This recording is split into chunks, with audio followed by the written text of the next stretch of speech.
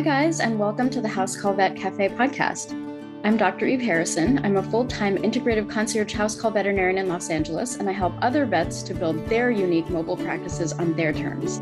This podcast is for and by housecall and mobile veterinarians, so it is meant to give our community a platform to connect, to share our stories, to lift each other up, and to support each other. Most of us work solo as lone wolves, right? So for me, it's been really powerful to be able to physically hear the voices of my colleagues from all over the world and to get a chance to feel that we truly are part of a community of very real other human beings who get it. While you may be alone in that little bubble of your own vehicle when you're on the road seeing patients, I welcome you to join our community by tuning into our own podcast when you're on your way to your next house call. Whether you're a super experienced house call vet with 30 years of experience, you're a brand new prospective house call vet just looking to get started, or you're house call curious, there will be something for you in this podcast. Each episode, you will hear interviews from other mobile veterinarians just like yourself who are doing unique and innovative things, vets who are sharing their stories, their struggles and challenges, and you can also look forward to hearing valuable information and perspectives from specialists and experts outside of our micro niche. And finally, if becoming a house call veterinarian is something that you've been thinking about exploring, or you're looking for some extra support getting your own mobile practice to feel more profitable and sustainable for you, check out the information in the show notes about my course and our above and beyond supportive private community for members only, plus our monthly group coaching sessions within the House Call Vet Academy.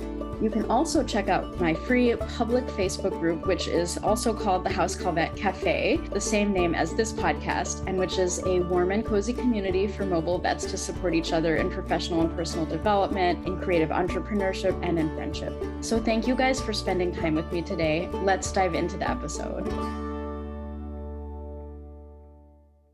I am so excited. Today we have with us the marvelous Dr. Marcy McKeithen, and she is a veterinarian practicing in Detroit, Michigan, and she is the founder and owner of Motor City Vet Care, which is a veterinary house call practice that provides quality veterinary care to your furry family members in the privacy and safety of your own home.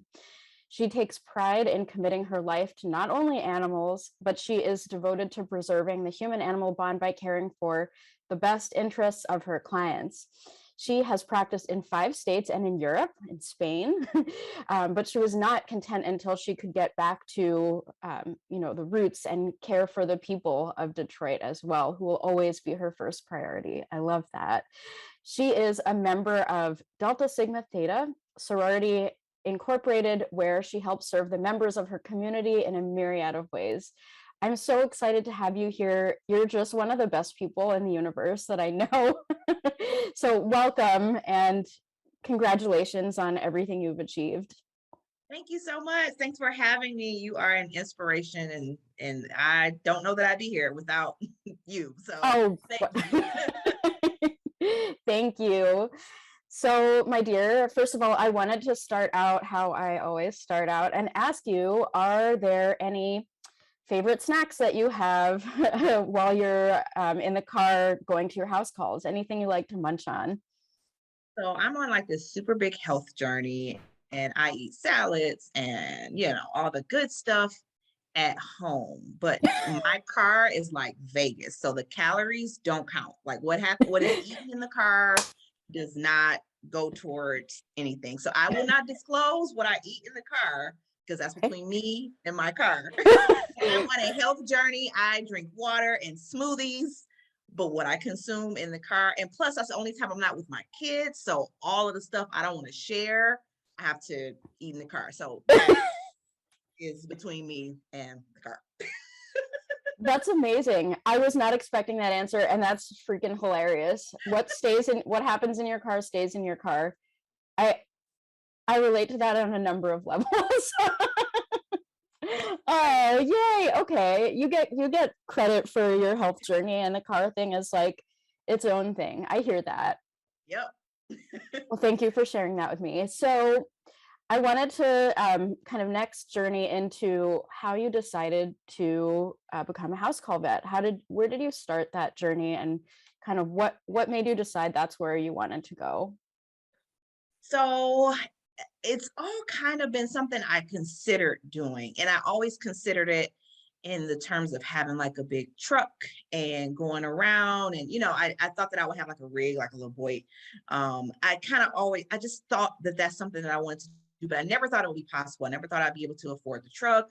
And I always, operated in the security of working for a brick and mortar. I had insurance. So, but it's always something I had wanted to do. So I really, after practicing for about 8 or 9 years and realizing that I didn't know what my next step was, as far as, the upward mobility working in a brick and mortar. I didn't want to own a brick and mortar.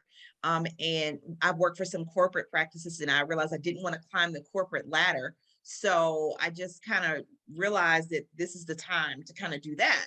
And that was to start my house call I'm talking about. So, and that really started coming into fruition around 2019.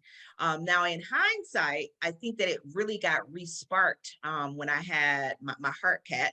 Now, she ended up having hyperthyroidism and she was not well regulated because she was a beast at the vet clinic, a beast, like a so, and I just was worried that she would like stress herself out to no return going to the vet. So I wasn't able to really regulate her illness very well. And in hindsight, and I don't know how far hindsight this is, or if this was really truly my catalyst.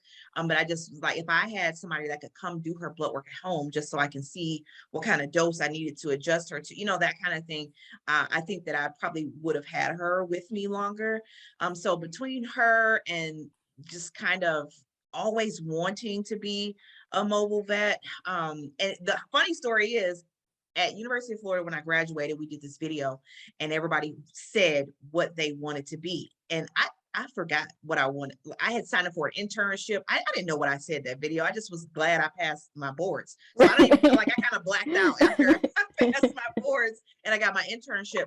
But my friends often remind me, like, remember in this video, you said you want to be a mobile vet. And if somebody found a clip of me saying I want to be a mobile vet. So it's crazy that it's coming to fruition 11 years later. So I completely forgot about that. So between just kind of having an inkling and just not really seeing upward mobility in my current career path, and then with my heart cat, it just was time.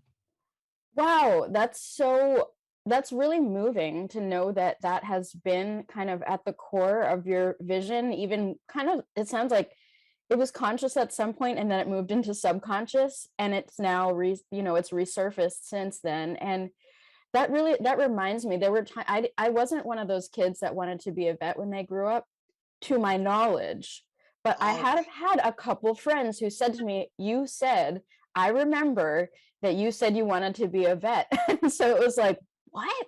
I did. So this like seed of it was there all along. And it sounds so resonant of that. That's so cool. It only took a decade, but you're doing what you were meant to do. yeah, and everything I did to prepare was what I needed to do. So I don't think, I'm glad I'm doing it now. And That's yeah, so right. I wasn't one of those that wanted to be a vet when I grew up either. But my friends are like, yeah, you did. I'm like, no, I didn't. But I'm in Detroit, so we are raised to be engineers. We are raised to work for the big three. Like everything I did extracurricular was engineering. So that was Really? kind of force fed down my throat, and the only other option I knew with my grades, I'm like, well, I could be a medical doctor, but I didn't want to do that. And I was not allowed to have pets. I did not have a pet at all. My heart cat was my first pet. My mom did not let me have anything. So, but all the rest of my family had dogs and cats and both and everything. So I knew I had the love for pets in me from my family, but I wasn't allowed to have pets and I was forced to be an engineer. Now look at me. Look at you now. You were forced to be an engineer. That's so funny. I didn't realize that about Detroit. That's really, really interesting. And I relate to you because I grew up in New York City in a small apartment, and I also was not allowed to have pets other than like hamsters, salamanders that I caught. Shame on me.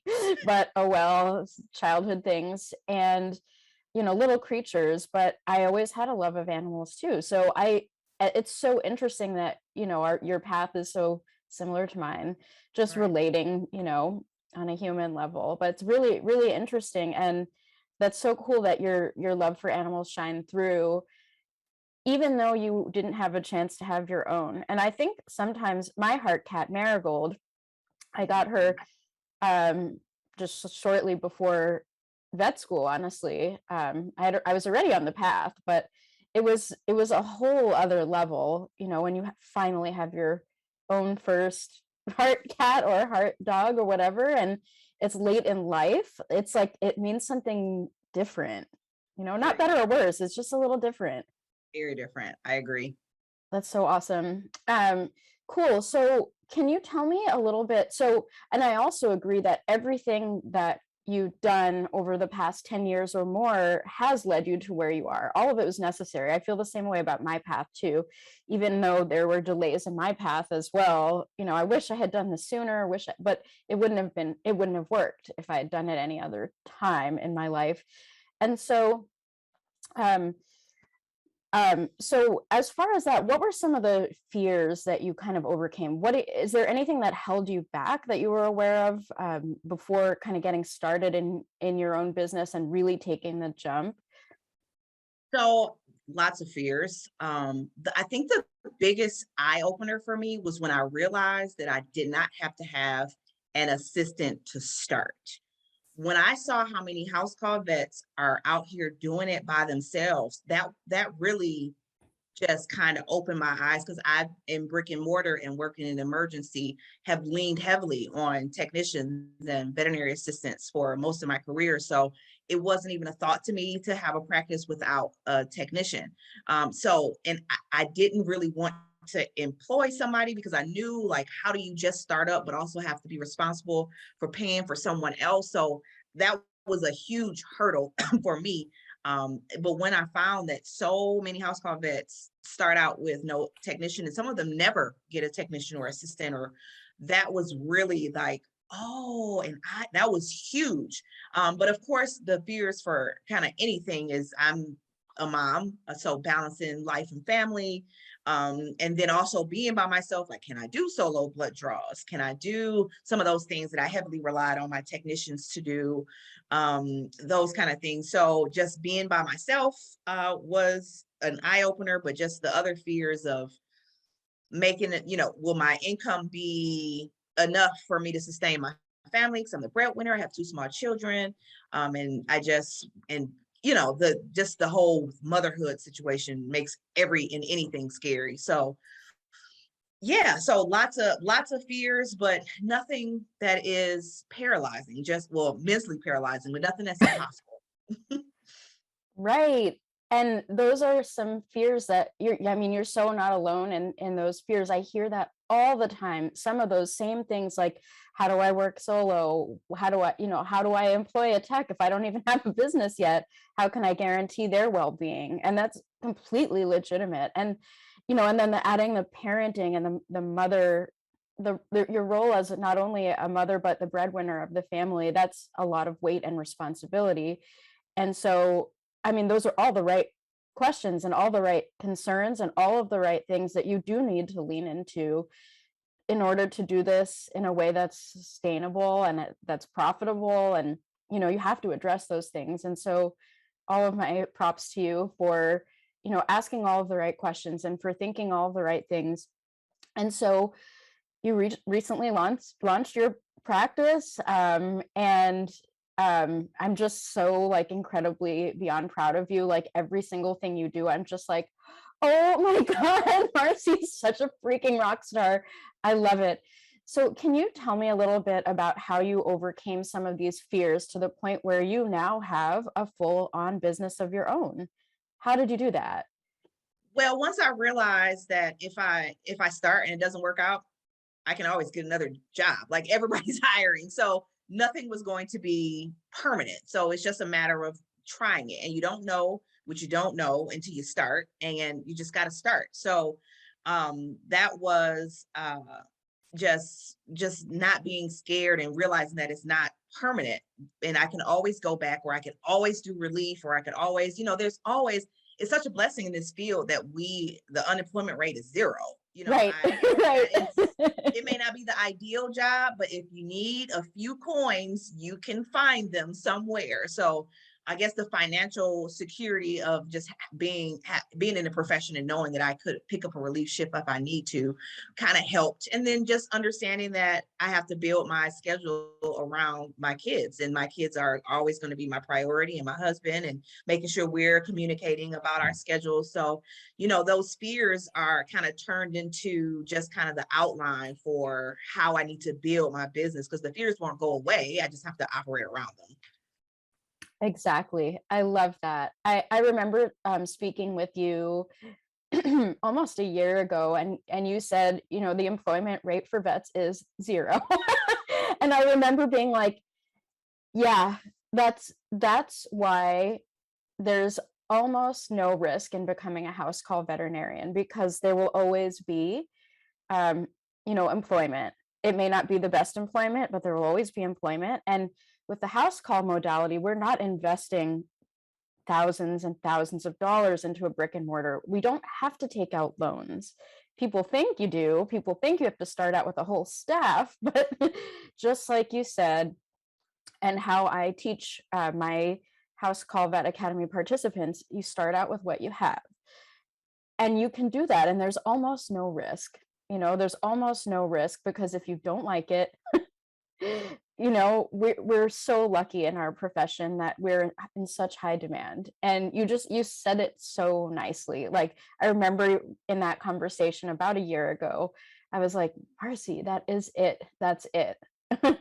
That's why this is, something that most of us can jump into and kind of alleviate our fears a little bit. There will be work. I do recommend for people to, kind of not go straight into a new business without any backup. So keeping your relief work, keeping a part-time job until you are self-sustaining and, able to fully support yourself and sure that this is the path you want. So I love all of that you said, and I'm so aligned with your thoughts there. So, and thank you for your thoughts on that. So, I remember recently, well, not so recently anymore, actually, you launched your practice. And I believe after your first house call visit, you said something kind of along the lines of this: my first house call was today, and I'm literally just getting in the car. It was great. My business is needed and people will pay. I get to see the real pet at home, and it's like falling in love with the career all over again. I'm super happy. So thank you for sharing that. Like, it gives me like tingles to see you succeeding like that, and to see you happy and falling in love with the career again. That is like magic right there. Can you tell me a little bit about what helped you get to that feeling? Can you tell me a little bit more about that moment and what you were feeling just then when Yeah, you so shared that?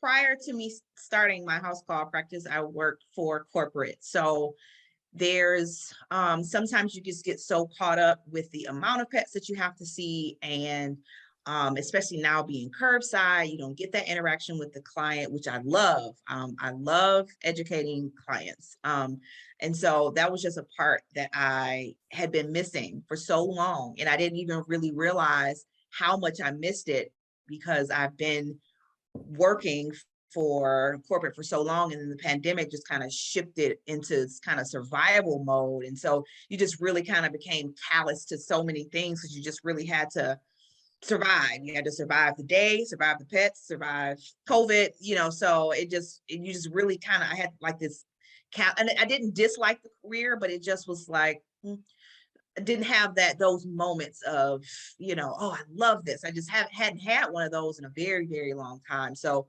when I was able to provide a service for a client that needed it, she was so grateful that I was able to come to her home. I mean, imagine if I could have all services come to my home for everything, I would. So I just can imagine how convenient that is for my client, because she has a small child.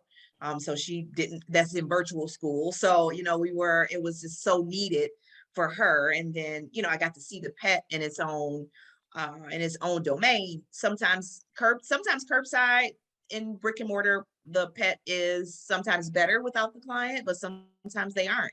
And, they're there all day. And I just know that their moms are just like in the park. Sometimes people will wait in the parking lot for hours to get their pets back because they just don't even want to leave them. Because, and I can imagine dropping my kid off to the pediatrician and just getting a call like that's devastating. So just to be able to be there, answer questions, you can show me exactly where the lump is, and I can explain to you why I'm doing what I'm doing, which I haven't gotten to do for a while, because even when we were not curbside, I just didn't get to kind of, I love the term you use, luxuriate with this.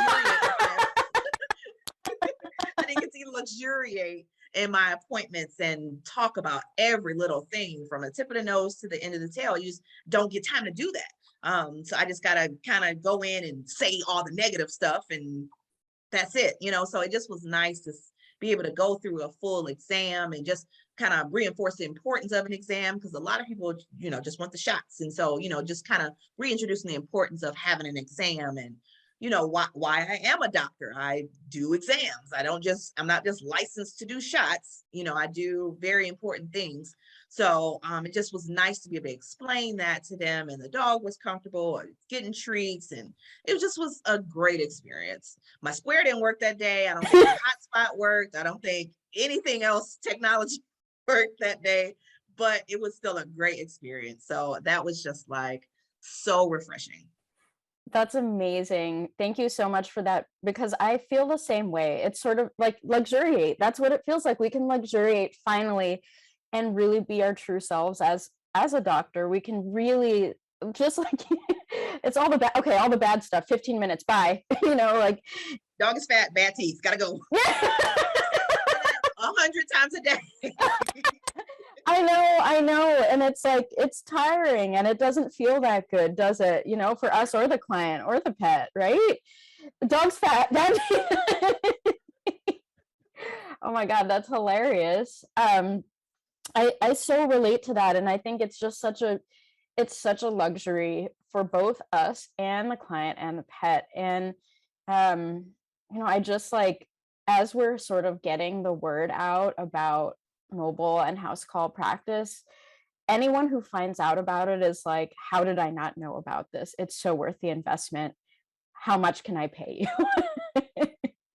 Right.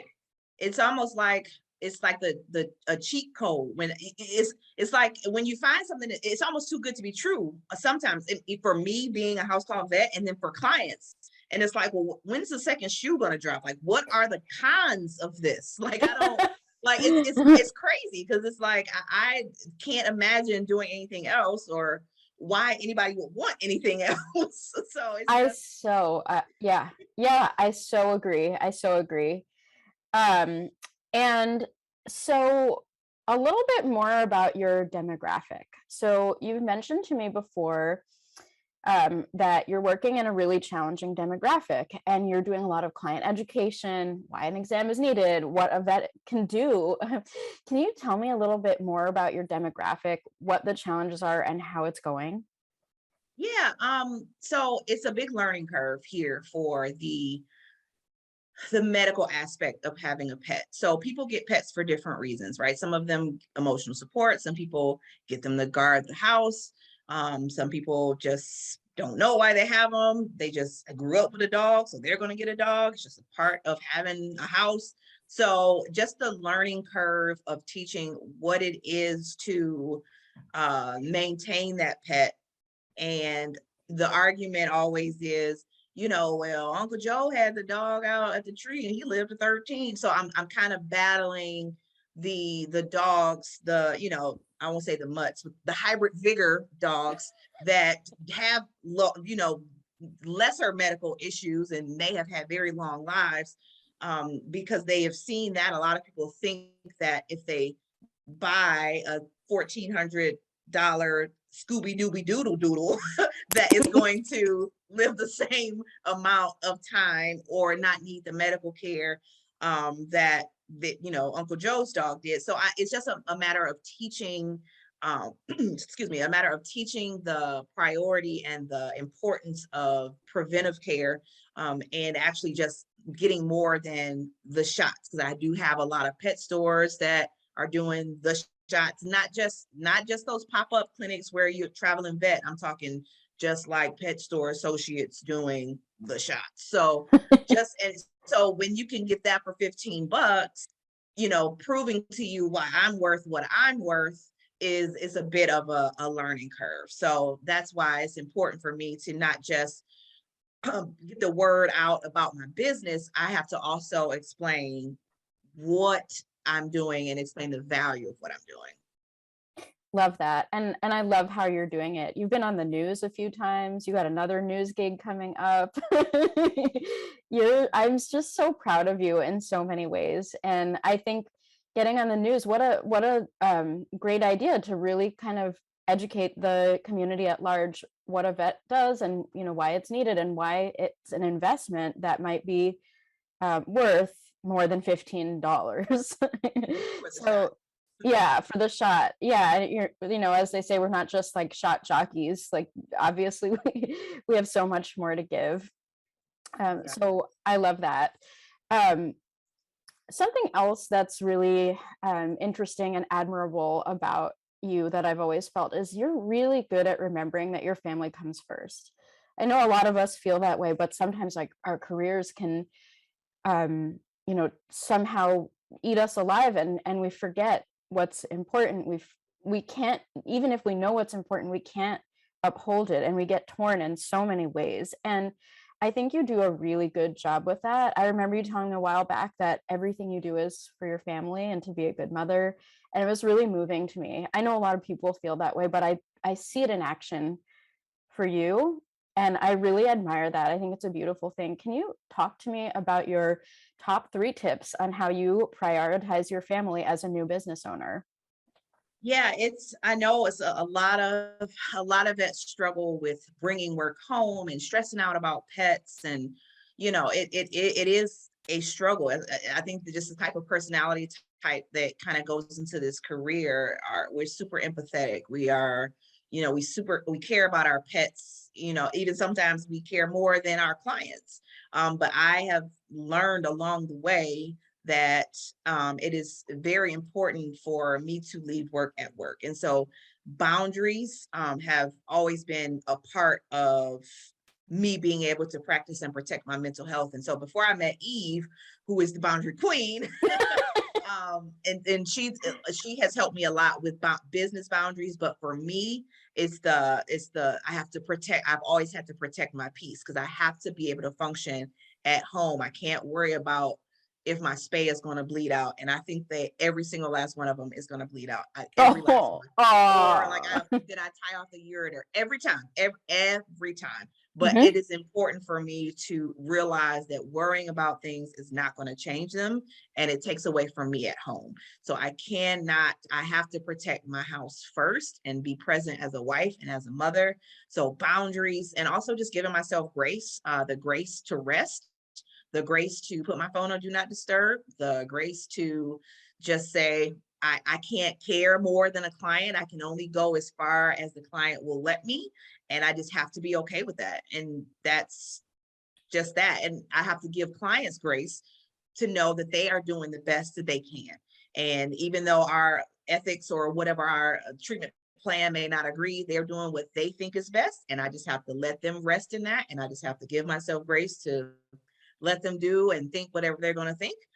So just lots of grace. And I have to say that no is a full sentence, because I'm really great at overcommitting to things. Can I do this? Sure. Let me do this. Sure.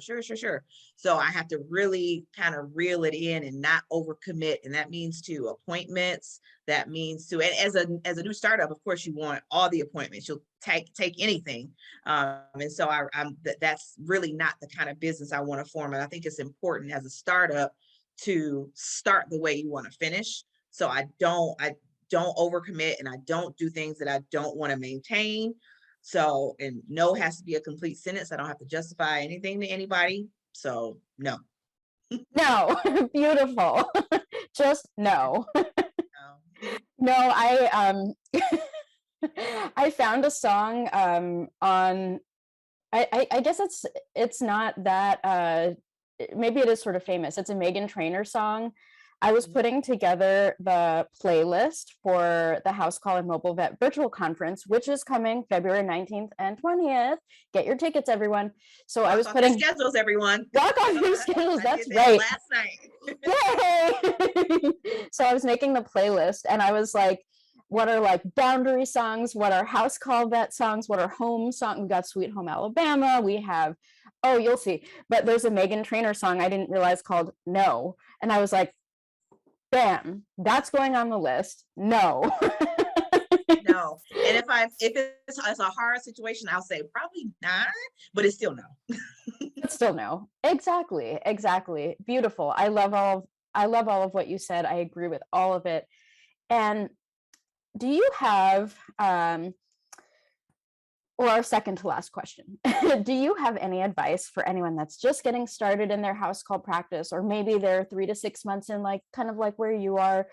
Is there anything that you could recommend to them? Any tips, anything like that you'd like to share? Any encouragement? I think that the type of personality that goes into vet med in general, we tend to be very much planners. And I know that I had analysis paralysis. So the House Call Vet Academy has been the biggest blessing to me and my business. But in the same turn, because I had so much information, I almost let it slow me down because I wanted to have all my T's crossed, all my I's dotted.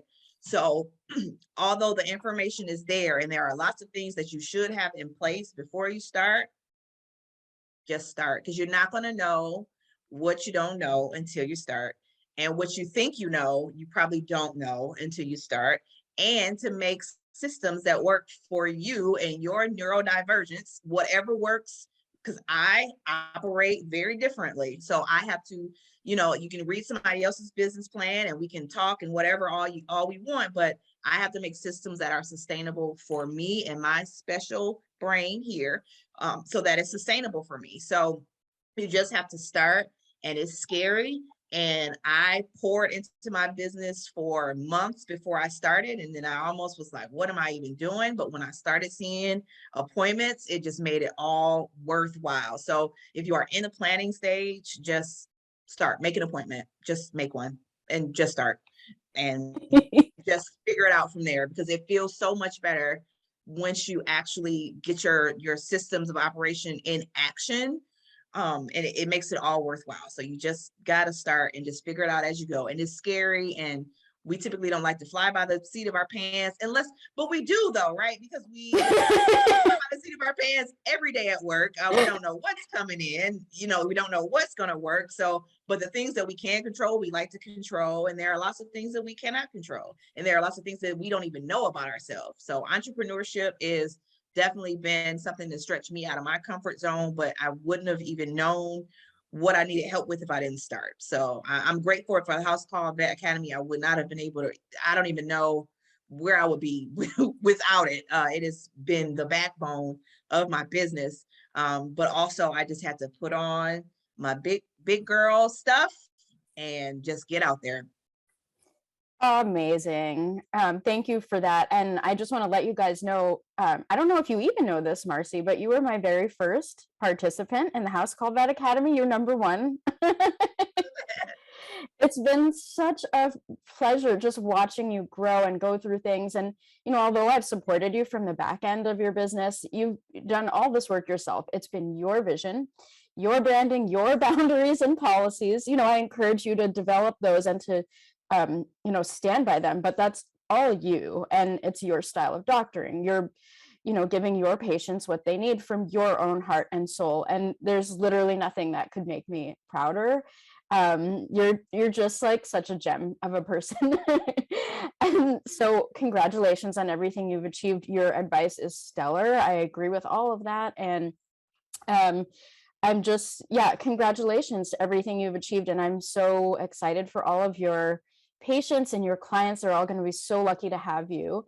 And so I wanted to, in summary, since we are in the House Call Vet Cafe podcast, I wanted to ask you, what's your favorite tea or coffee or any beverage to drink? If it's something that happens in your vehicle and it is top secret, I understand. So In my older age now, I realize that I do need caffeine. I'm a morning person, so I'm not grumpy, but caffeine helps. But I don't like coffee. So I drink not a lot, but in the morning I drink Dr. Pepper. That's my kind of drink of choice. But one thing about me is I will try a Mountain Dew flavor. Like any new Mountain Dew flavor, I have had it. I have had every single Mountain Dew flavor that there is to man. I have a raspberry lemonade right there in that kitchen that I'm gonna have in 5 minutes. So I am a Mountain Dew connoisseur, I would say. Wow.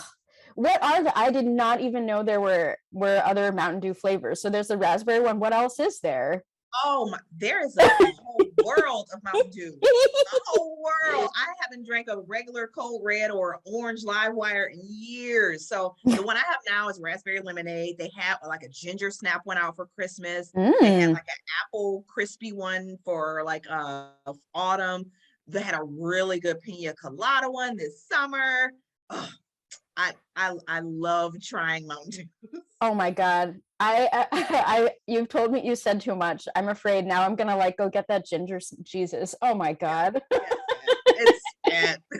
I'm not a carbonated beverage drinker, but I think you might have just changed something in my little brain here. Mountain Dew, man. Yeah, I know it's bad. It's terrible. Don't tell anybody, but and then I won't tell anyone except for everyone that's listening to the podcast, but no one else. I won't tell anyone else. All right, Marcy, you are thebomb.com. I adore you. Thank you for all you do for animals and humans.